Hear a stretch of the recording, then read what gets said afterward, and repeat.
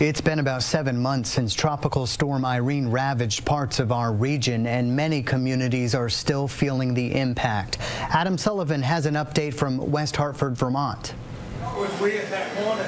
The cash register is ringing as regulars flock back to the West Hartford Village store. Used to come all the time, and then when Irene hit, we didn't come back, of course. The store reopened over the weekend after being closed for more than a half a year. When Irene hit, the White River spilled its banks, flooding the entire structure. Came right through the back, pushing equipment through the windows, and basically the next morning everything was floating. But after nearly $300,000 in new loans, the owners are smiling again. It's always been a store. This is the community that needs the store, and you know, we had to put it back together.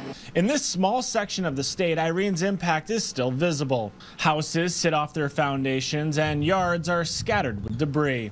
Across the river, a ball field looks more like a large sand pit.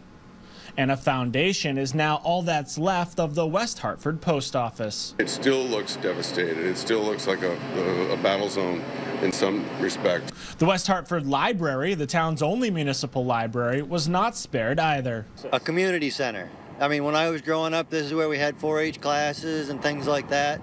You know, it was just, it's part of my life. It's part of my history. On town meeting, a $500,000 bond was approved to rebuild. Hopefully save the old building, maybe move it back a little bit, raise it up, and maybe add on to it a little bit. It's just one piece in a long process, but progress is being made. I'm glad it's all coming back together.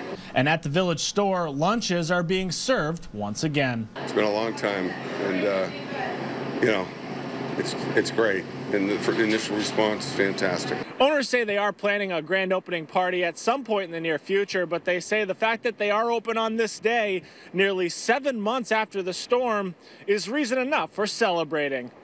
Adam Sullivan, Channel 3 News in West Hartford.